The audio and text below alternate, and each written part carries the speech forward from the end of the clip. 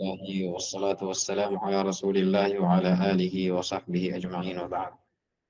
Di hadal yawm, ang ating ipapaliwanag ay patungkol sa al-mubah. So, number 3 na tayo. Tama, al-hukm al-thalith na tayo. Tapos na tayo sa al-wajib, tapos na rin tayo sa al-mandub. Walaan, pag-aralan natin ang patungkol sa al-mubah o al-ibaha. Apat na nukta ang masail ang ating pag-aaralan dito. Una ay patungkol sa ta'riful mubah, lughatan wa istilahan. Thaniyan, ano ang hukom ng mubah? Thalithan, ano ang siyagul ibaha o siyagul mubah? Wa akhiran, hukmul af'al wal a'yan al-muntafa' biha. Hukmul af'al wal a'yan al-muntafa' biha. نبدأ بتعريف المباح. المباح لغة المأذون والمعلن.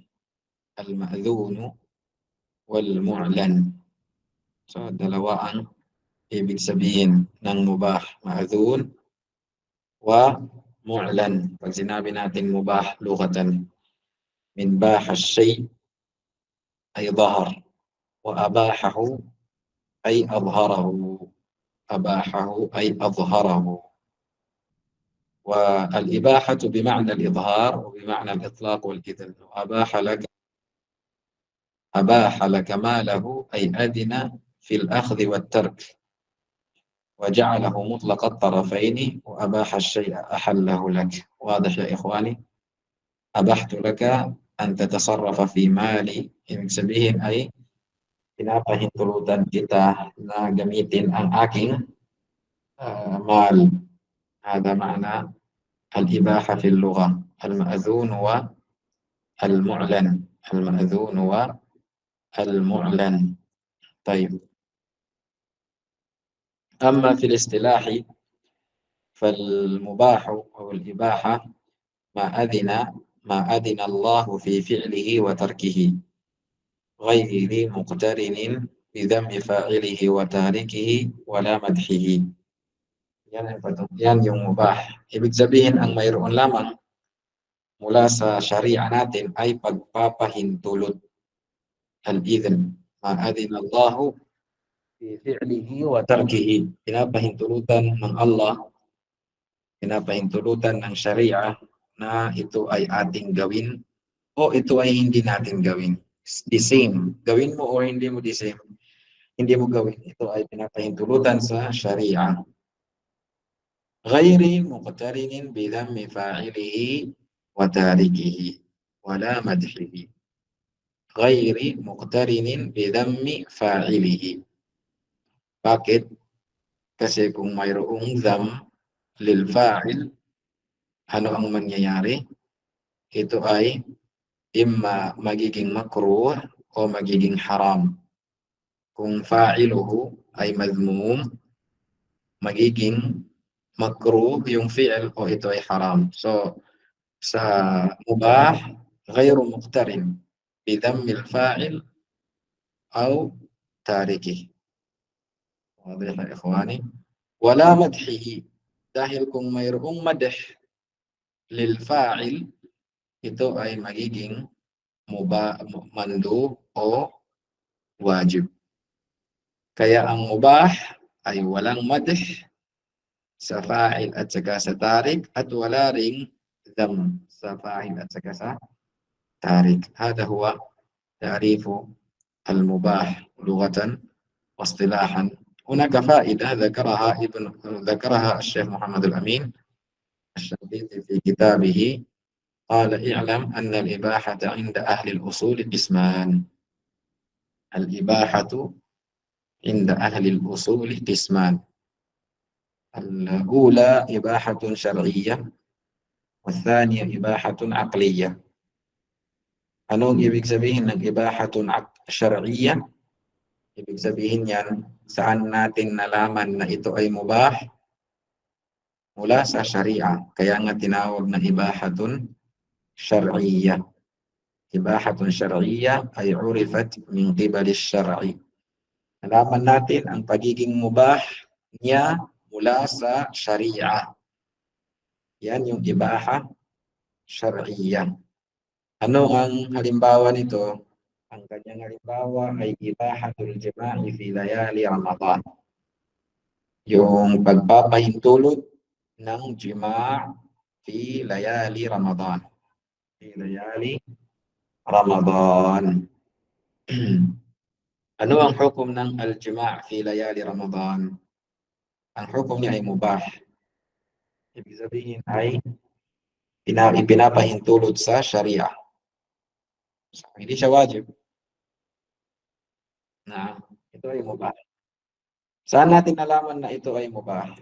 Mula sa Sharia. Mula sa Sharia.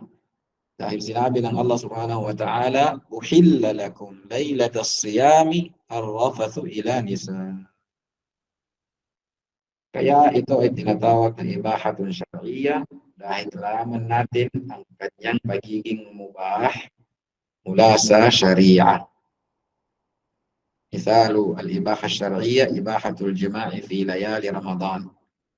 Ano naman ang tinatawag na ibahatun aqliyya? Ang tinatawag na ibaha aqliyya ay tinatawag din tinatawag din siya, ibang term niya ay al-bara'atu al-asliyya. Al-bara'atu al-asliyya.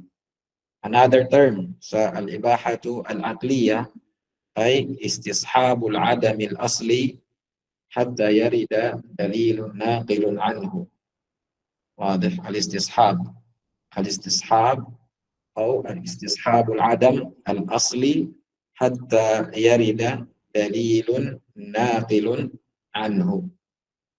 Ibig sabihin, habang walang dalil ay nastashib al-adam al-asli. Ibig sabihin, walang bagay na obligado o haram sa isang tao kung habang wala pang dalil na nakasaad patungkol dito. Hindi wajib ang isang bagay, hindi magiging wajib ang isang bagay, o hindi magiging haram ang isang bagay, maliban kung mayroong dalil. So habang walang dalil, ang hukom ay al-ibaha. نستصحب العدم الأصلي حتى يريد دليل ناقل عنه. طيب. Ano ang faida? Bakit dinifferentiate ng usuliyun ang tinatawag na ibaha syar'iyya sa ibaha aqliyya? Ang faida niyan ay anna raf'al ibaha الشرعية أن رفع الإباحة الشرعية يسمى نسخا وأما الإباحة العقلية فليس رفعها نسخا. Yan yung faida. Faida ng at-tafriq.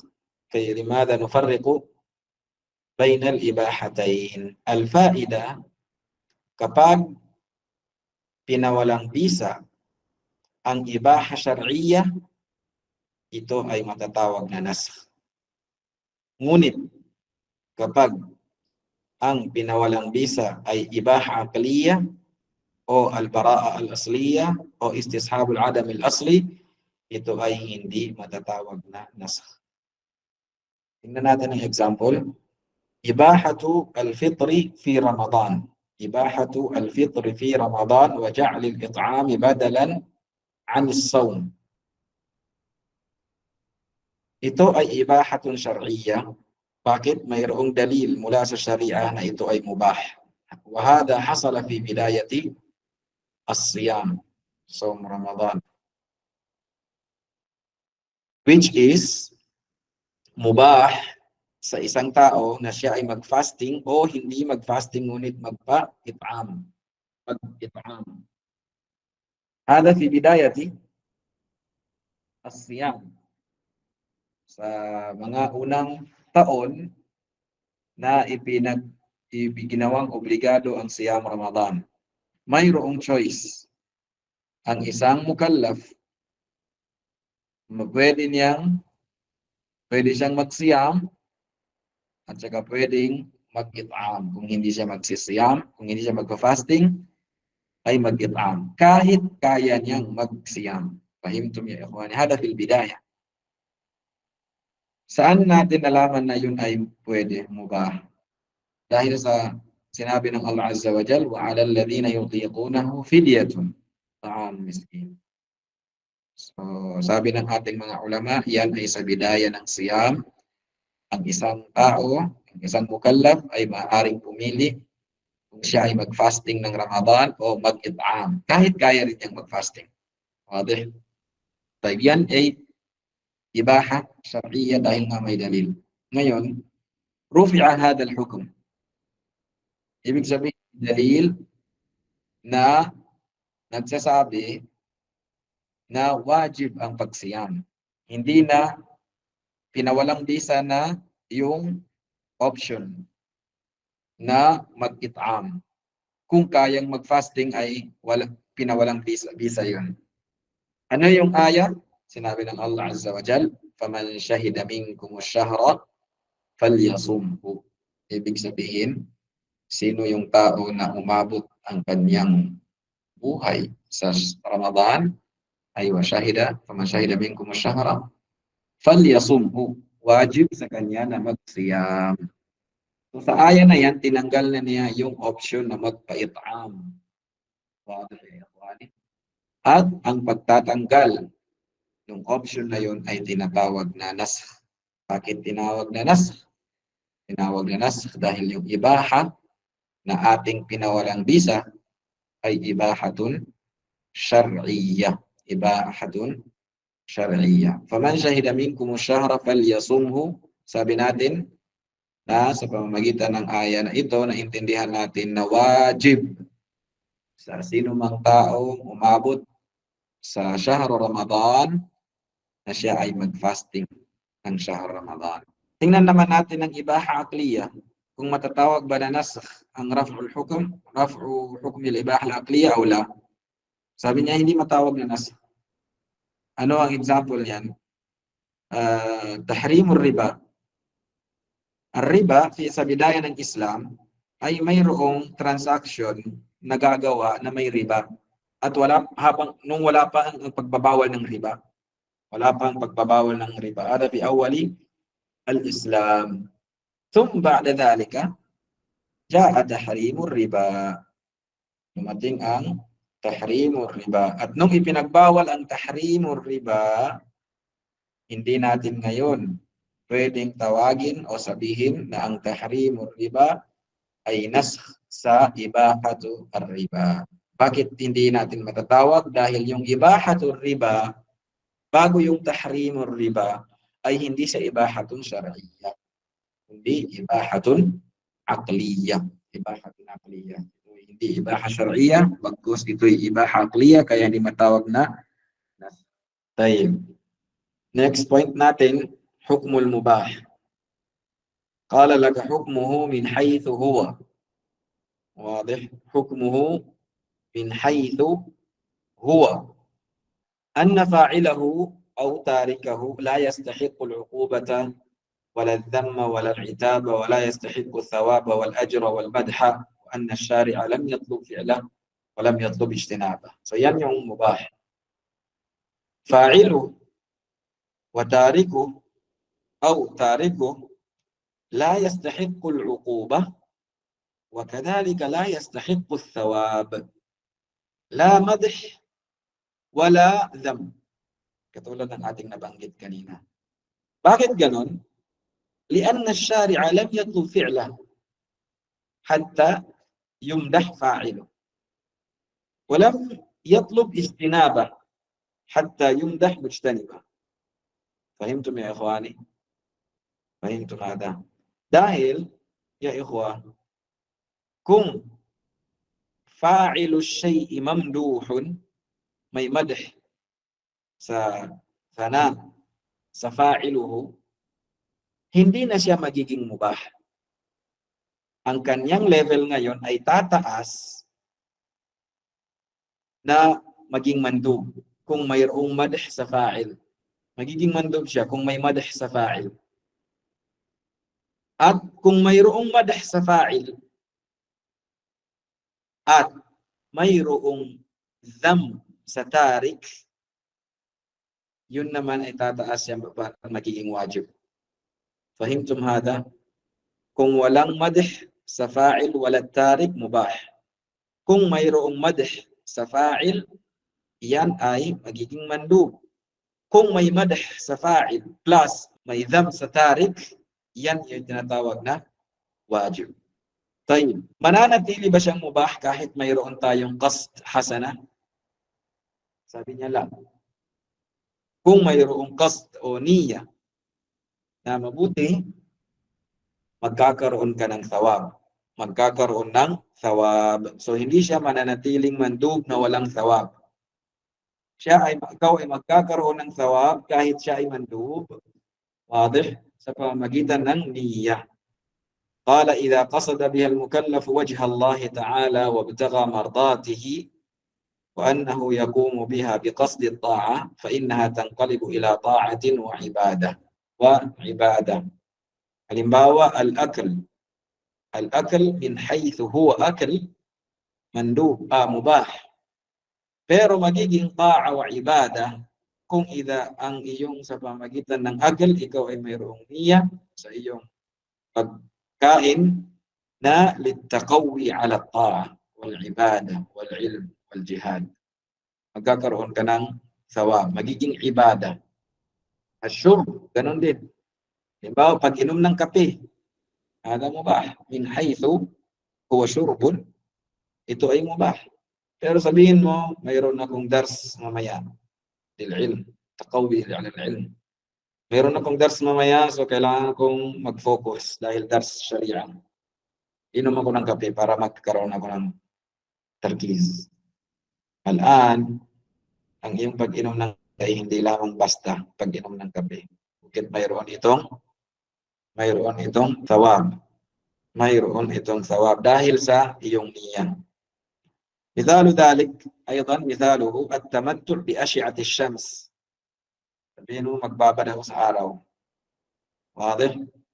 Ano yung niyya mo? Biqasdi tanshid al-jism, yusbiha qawiyan, sahihan, yuhibbuhu Allah wa rasuluhu. Al-mu'min al-qawi khairun ahabbu ila Allah min al-mu'min al-da'if wa fi kullin khair. So dahil sa iyong niyya, ikaw ay mabibigyan ng reward. Wadih ya ikhwani? Dahil sa niyya. Tayyib. Katulad sinabi natin na ang niyya, hasana, ay magiging ibada ang isang bagay. Ngayon, ano kaya kung gagamitin ito ng mga taong gumagawa ng masasama at sabihin nila, aayusin ko na lang ang aking niyya kahit ang ginagawa niya ay haram.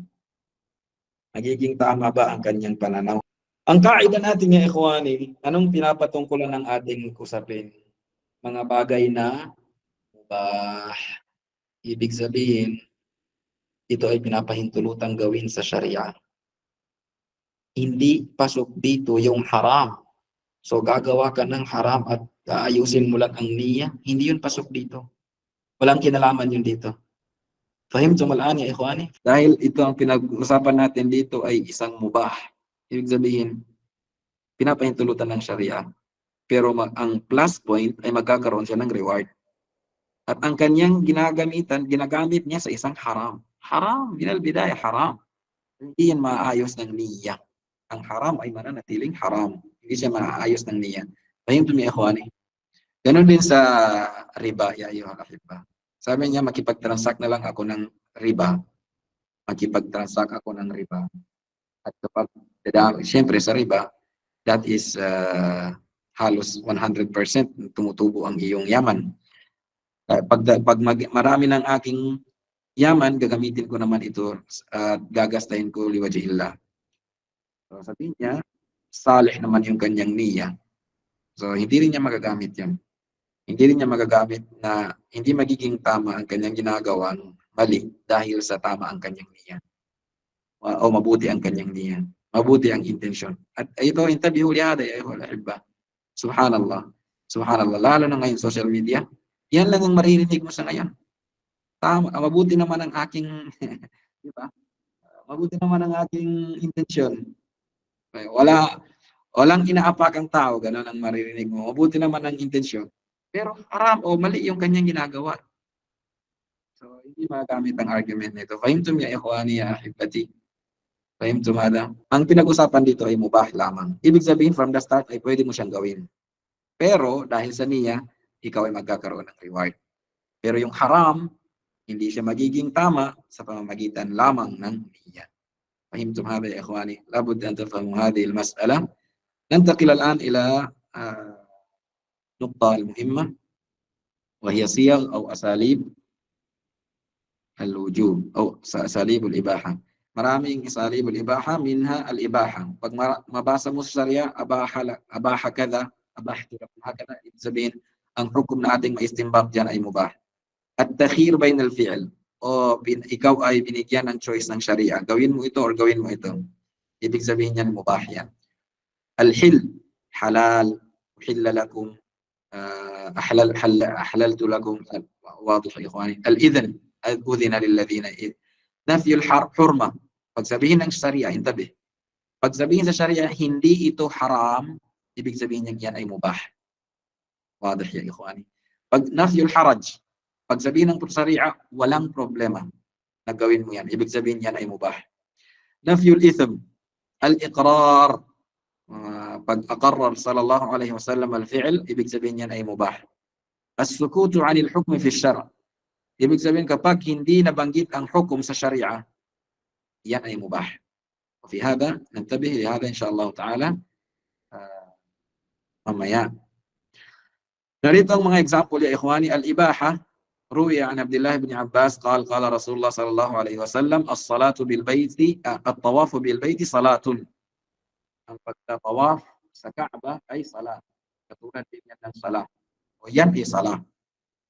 Illa anna Allah abaha fihi al-mantiq. Maliban sa Allah subhanahu wa ta'ala ay ginawa niya mubah. Pinahintulutan niya ang pagsasalita while ikaw ay nagtatawaf.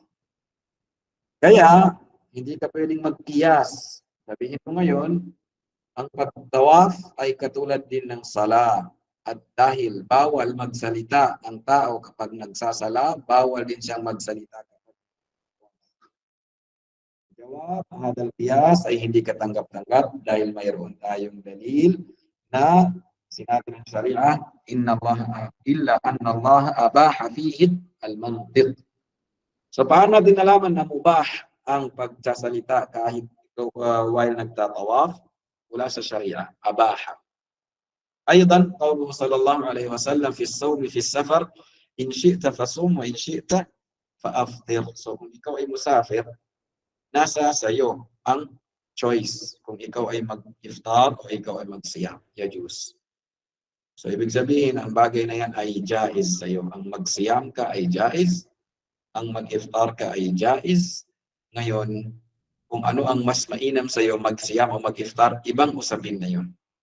Ang pinag-usapan lamang natin dito ay mubah sa'yo na mag-iftar at mubah rin sa'yo na mag-siyam. Kung ikaw ay mag-siyam, walang itham. Kung ikaw ay mag-iftar, walang itham. هذا معنى الإباحة. الصيغة الثانية الحل. Sinabi ng Allah, uhilla lakum laylatas siyami rafatu ila nisaikum. So ito yung nabanggit na natin.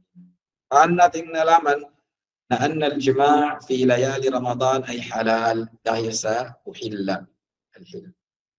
ثالثا الإذن. قوله تعالى أذن للذين يقاتلون بأنهم ظلموا وإن الله على نصرهم لقدير. So that bawal dating hindi sila la yuqatilun. ثم جاء الإذن بأن يقاتلوا. So ito ay ang ibig sabihin kapag sa Sharia, إذن yan ay ibaha. Nafyul hurma. Pag sabihin ng Sharia ang hindi haram, ibig sabihin yan ito ay mubah. قال تعالى قل لا أجد فيما أوحي إلي محرما لا أجد فيما أوحي إلي محرما على طاعم يطعمه إلا أن يكون ميتة أو دم مسفوحا لحم خنزير فإنه رجس وفسق إلا لغير الله به إلى آخر الآية. So, yung mga nabanggit yan ay haram. Yung mga hindi nabanggit, قال قل لا أجد فيما أوحي إلي محرما على طاعم يطعمه إلا yung mga nabanggit lamang. Yung mga hindi nabanggit ay halal o mubah. So, sino man ang magsasabing haram, kailangan magbigay ng dalil. Nafyul haraj. Pag sabihin ng Sharia, laysa alaykum junah, la haraj, ibig sabihin yan ay mubah. والقواعد من النساء اللاتي لا يرجون نكاحا فليس عليهن جناح أن يضعن ثيابهن غير متبرجات بزينة وأن يستعففن خير لهن والله سميع عليم. So yan yung لا حاجز مباح سمناها القواعد من النساء. الصيغة التي بعدها نفي الإثم. واذكروا الله في أيام معدودات فمن تعجل في يومين فلا إثم عليه ومن تأخر فلا إثم عليه. يعني ليس حج. الحج إلى يوم مبيت سمينا أيام التشريق يومين أو 3 أيام. قال فمن تعجل في يومين فلا إثم عليه ومن تأخر فلا إثم عليه. يجوز يومين و3 أيام kahit saan dyan ay walang إثم. طيب الصيغة التي بعدها يا أيها الأحبة الإقرار. سكوت النبي صلى الله عليه وسلم عن الشيء بعد الاطلاع عليه. Kapag mayroong nangyari, sabihin nagawa o nasabi sa panahon ng propeta sallallahu alaihi wasallam at ito ay nasaksihan mismo ng propeta o hindi niya nasaksihan pero ito'y kanyang nalaman. ثم سكت النبي صلى الله عليه وسلم. Hindi niya pinagpawal, hindi niya pinag-utos. Yan yung tinatawag na iqrar. Yan ang tinatawag na iqrar. At kapag tayo makakabasa ng mga ganoong bagay, ang hukom na ating maistimbat dyan ay al-jawaz, al-ibaha. Hindi siya mandub, hindi siya wajib, hindi siya haram, hindi siya makruh. Fahimtum ya ikhwan? Ibaha. Ano yung example niyan? Sinabi ni Jabir radhiyallahu anhu, kunna na'zil ala ahdi an-nabi sallallahu alaihi wasallam wal Qur'anu yanzil. Kunna na'zilu wal Qur'anu yanzil. So ano hukum ng al-azl? الجواب الإباحة. والعزل تعرفون العزل وهو إخراج المني خارج رحم المرأة. Paano natin naiintindihan sa pamagitan ng iqrar? So paano mo nalaman na ito'y nangyari o ito ay nangyari sa panahon ng propeta? Sinabi ng sahabi ala ahdi nabi. Sinabi ba niya wal Qur'anu yanzil. Ibig sabihin yan kung sakaling mali o haram ang kanilang ginagawa, wal Qur'an yanzil, sa panahon na yon ay hindi pa tapos yung pag-reveal ng mga ayat, ay nagkaroon na sana ng revelasyon na ito ay haram. Fahimtum ya ikhwani? Al-uslub al-akhir, as-sukut 'an al-hukm. Ibig sabihin, hindi nabanggit ang hukom sa Sharia. So anong hukom na ipapataw natin sa ganong bagay? Al-ibaha. Qala sallallahu alaihi wasallam, ma ahalla Allahu fi kitabihi fahuwa halal. So yung nabanggit sa kitab ng Allah na halal, yan ang halal. Wa ma harram fahuwa haram. Wa ma sakata anhu fahuwa afu. Wa ma sakata anhu fahuwa afu. So yung hindi nabanggit sa mga halal at saka sa mga haram, ang hukum niyan ay al-ibaha. Al-ibaha. Afu. أيضا حديث إن الله عز وجل فرض فرائض فلا تضيعوها وحرم حرمات فلا تنتهكوها وحد حدودا فلا تعتدوها وسكت عن أشياء من غير نسيان فلا تبحثوا عنها. Ano ang example nito?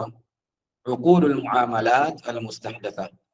Yung lahat ng mga uri ng transaction ngayon. Lahat ng mga bagong transactions, ang asl ay mubah. Ang asl ay mubah. Ang asl, yan ay mubah. Ang mga hindi nabanggit na uri ng transaction, hindi nabanggit sa kitab at saka sa sunnah. Bagong uri ng transaction. Bagong uri ng tradings. Bagong uri ng mga bagay-bagay. Ang asl, yan ay mubah. Al-asl, al-ibaha. Tayyib. Kailan siya magiging haram? Kapag mayroon itong kalakip na mga mahdhur syar'i. Kapag mayroon itong kasamang mga mahdhur syar'i, ito ay magiging haram. Ito ay magiging haram. Kaya ayuhal ahibba, ang saong magsasabi sa anumang uri ng transaksyon na ito ay halal, huwa mutamassikun bil asl. Huwa mutamassikun bil asli. Ibig sabihin, siya, ang kanyang pananaw ay naaayon sa kung ano ang asl. Al-qaida, at ito'y nabanggit ko sa inyo last meeting, al-qaida, sino man ang tao na nagsasabi ng bagay na naaayon sa asl, ay huwag mong tanungin kung bakit. Hindi siya yung maglalatag ng adilla. Sino yung maglalatag ng adilla? Yung taong magbigay ng hukom na mukhalif sa asl. Kaya ngayon, ayuhal ahibba, sino man ang taong magsasabi na ito ay bawal, kailangan siyang magbigay ng mga adilla kung bakit ito ay bawal. Sinong magsabi na ang pyramid na estilo ng transaction ay haram, kailangan ipaliwanag niya kung bakit niya nasasabing haram. Bakit? Dahil nga ang kanyang pananaw ay hindi naayon sa asl sa mga muamalat. Ang asl sa muamalat ay al-ibaha. So sinong magsasabi na ito ay haram, kailangan maglatag siya ng mga adilla. Kailangan niya maglatag ng adilla. At iyan ang ating napapansin sa ating mga ulama. Napapansin ninyo. Kapag magsabi sila, ito ay haram, alam niyo kung bakit? Mayroon silang ta'lil. Mayroon silang justification kung bakit nila sinasabing haram. Sinasabi nila, ito ay haram dahil mayroong riba. Ito ay haram dahil mayroong gharar. Ito ay haram dahil mayroong zulm. Fahimtum hada ya ikhwani? Fahimtum ya ikhwan? So, yun yung qaida natin. Yung qaida, sino man yung magsasabi ng maghatol na naayon sa hukom ng asl, huwag nating hingian ng dalil. Ang hingian natin ng dalil, yung nagsasabi ng hindi naayon sa kung ano yung asl. Tayyib. Yan ay patungkol ayuhal ahibba sa mga fi ghairi, intabih lihada, as-sukutu anil hukmi fi syar'. Yan ay sa hindi ibadat. Huwag tayong magkamali. Dahil sa ibadat, ya ayuhal ahibba, kung hindi yan nabanggit sa Sharia, iyan ay hindi masyru'. Fahimtum al-farqa ya ayuhal ahibba? Naintindihan ninyo at kung bakit binanggit natin yan kahit hindi naman yung patungkol sa aqida o ano, hindi na. Ang patungkol sa ibadat, anong ibig sabihin ng ibada ya ayuhal ahibba? Ang ibig sabihin ng ibada, ito ay gusto ng Allah. Paano malalaman na ang bagay na ito ay gusto ng Allah? Siyempre, sa pamagitan ng kanyang messenger, ang propeta sallallahu alaihi wasallam. Nangangahulugan, pag sinabi mo ang bagay na ito ay gusto ng Allah, dapat mayroong kang dalil. Yan ang asal sa ibadat. Kaya nga sinasabi ng ating mga ulama, al-aslu fil ibadat at tawqif. Ibig sabihin ng tawqif, huwag kang magsabi na ito ay ibadah kung wala kang dalil mula sa Quran at sa Sunnah. Kung wala kang dalil na ito ay ibadah. Magkasalungat yung asal ng ibadat sa asal ng muamalat. Ang asal sa muamalat, nakuha natin al-ibaha. Kaya, sino ang magsasabi na ito ay, ang muamala na ito ay haram, hihingian natin ng dalil. Dahil nga ang kanyang pananaw ay mukhalif sa asal. Sa ibadat, al-asl, al-hadr. Ibig sabihin, huwag kang gumawa ng anumang bagay na sa tingin mo ay ibada kung wala kang dalil. Dahil kailangan sa ibada, al-asl sa ibada, al-hadr. Al-man'. Huwag kang gumawa ng... Bakit tayo nagsasala ng 5 salawat fil yawmi wal layla? Dahil mayroon tayong dalil. Ibada. Mayroong dalil. Bakit ginagandahan natin yung pakikitungo natin sa ating walidain? Dahil mayroong dalil. Bakit tayo nagsisiyam ng Ithnain wal Khamis? Bakit tayo nagsisiyam sa Ramadan? Bakit tayo nagbibigay ng zakat? Lahat ng yan ay mayroong dalil. Yan ang asal sa ibadah. Al-asal sa ibadah ay al-hadr. Ibig sabihin ay wala kang gagawin na ibadah maliban kung ito ay mayroong dalil, at kapag walang dalil, huwag mong gawin. So, kunin niyo yan na kaida at huwag kayong malito sa dalawang kaida na yan, al-asl sa ibadat at saka yung asl sa muamalat. Al-asl sa ibadat ay al-hadr at saka ang asl sa muamalat ay al-hil.